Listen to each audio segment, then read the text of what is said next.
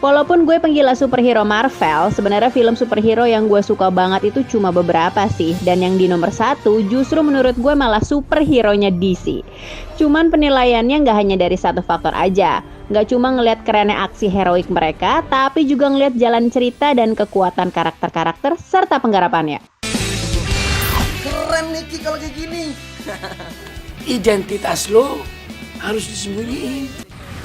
Berikut ini adalah 4 film superhero paling anjing menurut gue. Tapi sebelumnya jangan lupa klik subscribe dan nyalain loncengnya ya, biar gue bisa bikin terus review-review film berkualitas.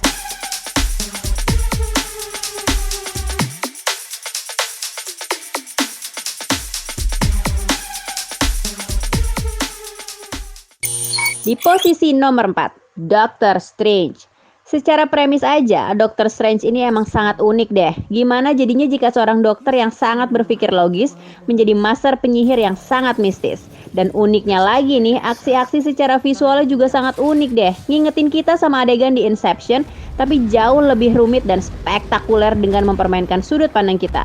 Ketika mereka berantem, bangunan dan tanah langsung berubah-ubah kayak semuanya ada roda mesinnya gitu.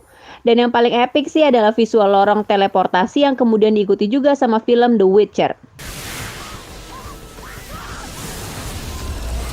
Secara cerita juga dialog-dialognya sebenarnya kuat banget sih. Apalagi bahasannya seputar dunia spiritual dan supernatural yang beda banget deh sama superhero Marvel lainnya.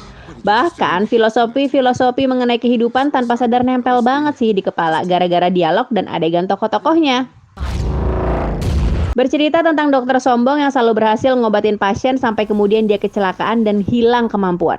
Dia akhirnya ketemu pasien yang dulu dia klaim gak mungkin sembuh, dan ternyata si pasien berhasil sembuh dan kasih tahu rahasianya ke Dr. Strange bahwa dia harus ke suatu tempat. Dr. Strange berhasil bertemu dengan The Ancient One yang jadi gurunya.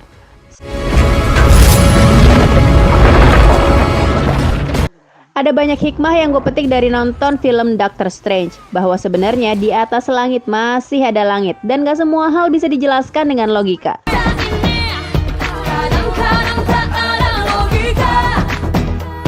Terus kalau lo mau jadi master di bidang yang lo kuasain, ya sebenarnya harus belajar dengan tekun. Adegan paling epik yang gue inget adalah saat arwahnya Doctor Strange masih bisa baca buku dan belajar, padahal jasadnya tidur. Nah, anjing banget gak tuh? Di nomor 3, ada Guardian of the Galaxy 2. Karena dari kecil terbiasa disuguhin Dragon Ball nih, yang manusia campur dengan makhluk aneh, manusia setengah hewan, dan juga premis tentang menjelajahi planet-planet. Guardian of the Galaxy 2 semacam jadi pengobat rindu nih sama film yang bertema action fantasi sejenis. Sementara hampir semua film Dragon Ball yang dimanusiakan alias difilmkan malah nggak ada yang berhasil ya buat gue. Dan scene yang paling touchy yang gue ingat terus di Guardian of the Galaxy itu adalah saat Yondu berkorban demi Star-Lord. Ayah kandungnya sendiri jahat, sementara Yondu, ayah angkatnya yang berandalan dan gak dihargain, endingnya ternyata bisa bikin mewek nih. Dialah ayah sejatinya Star-Lord yang sebenarnya walaupun gak ada hubungan darah. Nah, anjing banget gak sih relationship-nya? No! Oh, no!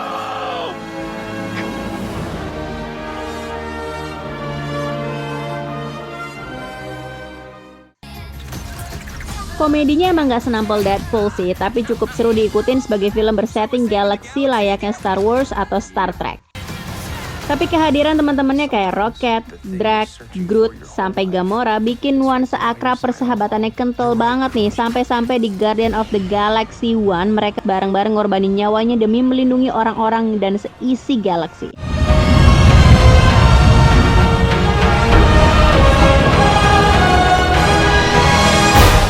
Ngomong-ngomong, di semua film Guardian of the Galaxy, bahkan Infinity Wars dan Endgame, kayaknya Groot emang diciptain untuk selalu jadi penyelamat terakhir ya.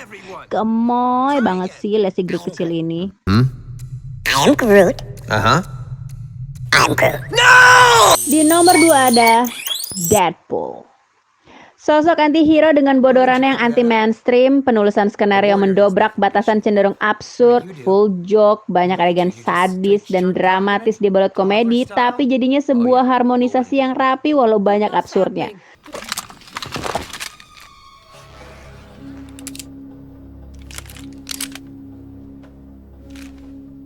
Skrip, Eksekusi, editing, backsound, scoringnya semuanya nyatu. Punchline-punchline-nya dari level rendah sampai cerdas ada semua pokoknya.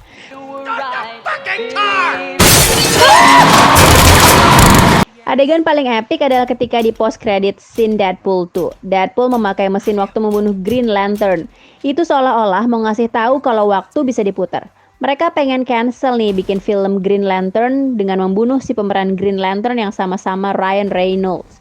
Itu dia kayak lagi sarkas sama dirinya sendiri sih dan menyadari bahwa Green Lantern adalah film superhero terburuk sepanjang masa. By the way, ada yang nyadar gak sih kalau The Punisher yang mati kena kabel listrik itu Brad Pitt loh? Anjing gak tuh? Really? Alright, we can do this with 4. Dan ini dia juaranya, Trilogy Dark Knight. Dari semua film Batman, Trilogy Dark Knight garapan Christopher Nolan ini menurut gue adalah yang terbaik di antara semua film superhero-nya DC. Karena di Dark Knight series ini Batman bener-bener ngedark banget. Mood cerita yang kelam, kesedihan, dan perjuangan Batman kenapa dia bisa jago bela diri dari kisah percintaan dengan ciwi-ciwinya semua sangat pekat deh dan pahitnya ngalahin kopi espresso. Beli satu, gratis satu.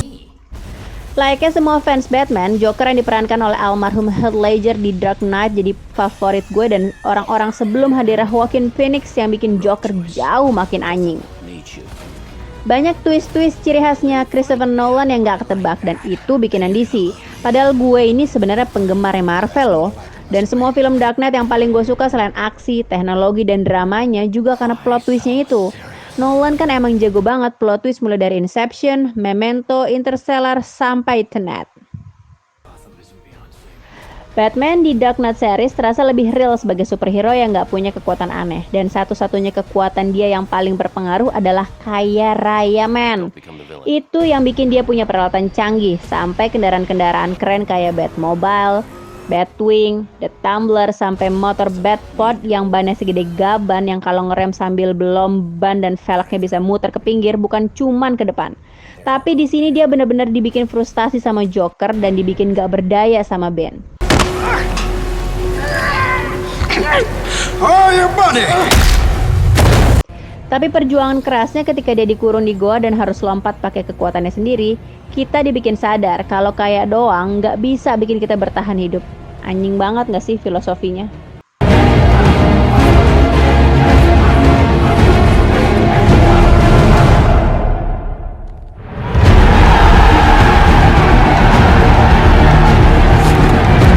Biar kita makin semangat nih buat nge-review film-film yang lagi pada hits sekarang ini ya.